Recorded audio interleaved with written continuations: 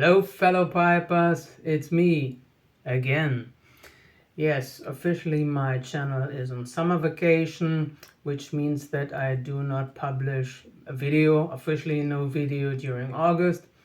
But now there is a special occasion and it concerns my friend JesPiper. Hello Jess. Yes, you are celebrating the fact that you have now reached the 1000 subscribers. And currently, while I'm filming this, you have now over 1000 subscribers. And well, congratulations! And checking your videos and your creativity, I can only tell that it is well deserved. So, my friend, as I said, good job, well done. And of course, you have asked the ytpc to make a video response to you. We have got an interesting question, which I go into just in a moment. Before I do that, I'll do some housekeeping. The pipe I have here today is a Faulindis. This is the so-called Viking pipe, officially the Viking pipe. I've got it here in the straight billiard form. It's available in, I think, 5 or 6 shapes, but this is the one that I choose for today. And that is also for a good reason, because I have got something special here. It's this one, the W.O. Larsen Valhalla. This is Odin's blend. So here you on this face on the tin, this is the Nordic god Odin.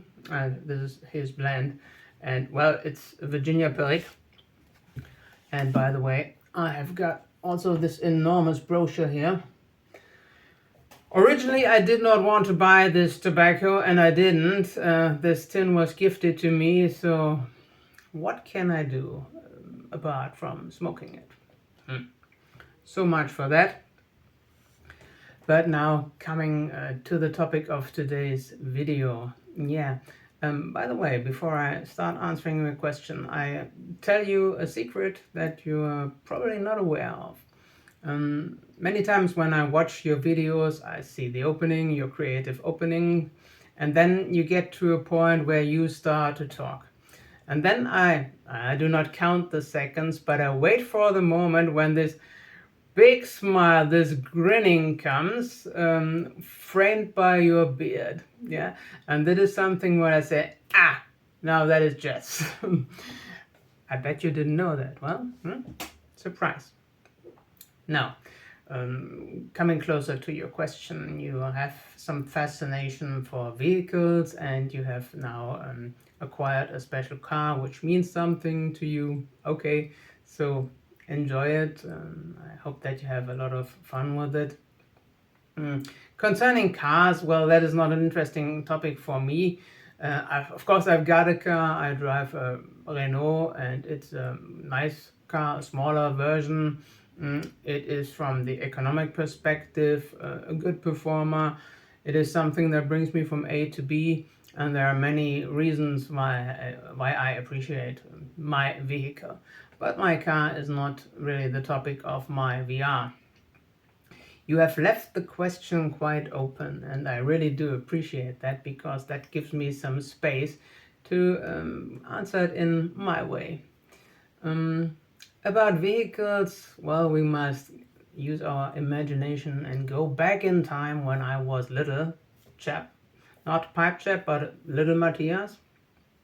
And I used to be something like a little engineer, so I was crafting and constructing a lot of vehicles myself, mostly out of papier-mâché and cheap materials, some color, and yeah, what I made is, for example, a rocket, really a fine rocket, which I have used then to explore space, galaxies, stars and planets.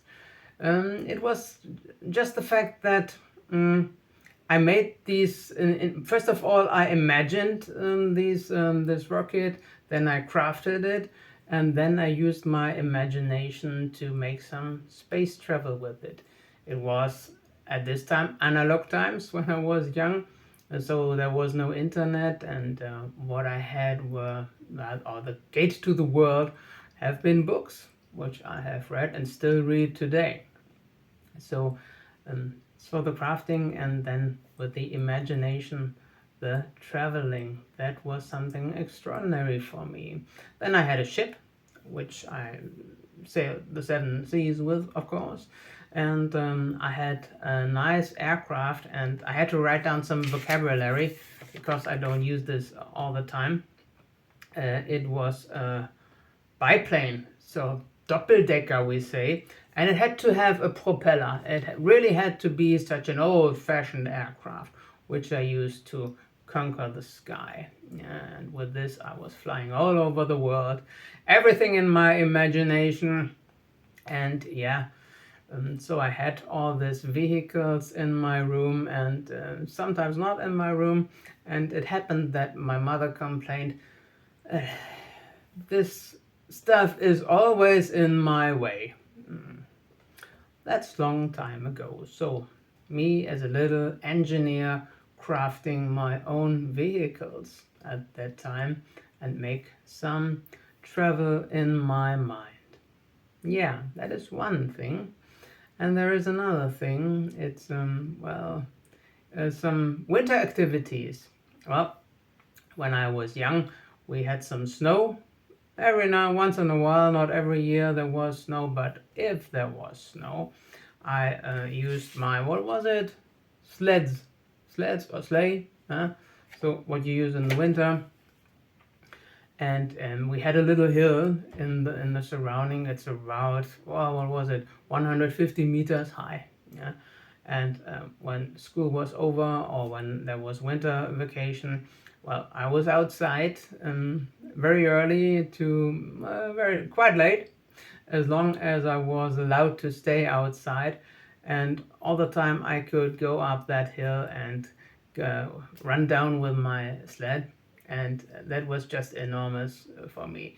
It was very simple, of wood and some metal for the, what was it? Skids, metal for the skids, yeah.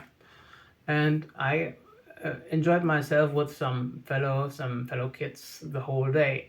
It was really a nuisance for me. It was really a nuisance for me to be called for lunch. But reluctantly, I went home then and had my lunch, but then I was out again after I finished. At that time, I was not so sensitive towards cold weather than today. I was young. And these were the vehicles I just wanted to talk about, yeah? So it's, I think, something more creative answer to your question. I hope that you like it. And yeah, just in case I should win something, there is no need to send anything across the Great Pond. In that case, I pass the prize on to my dear brother Nathan, the mustard seed piper. Nathan, if I win, you may choose. Yeah, and just wanted to make a quick video. That's all for today. Thank you for listening. And once again, congratulations, Jess. I hope that you get a lot of video responses, that you have a lot of creative answers and fun with it all. See you then. Goodbye. Till September. Matthias. See you.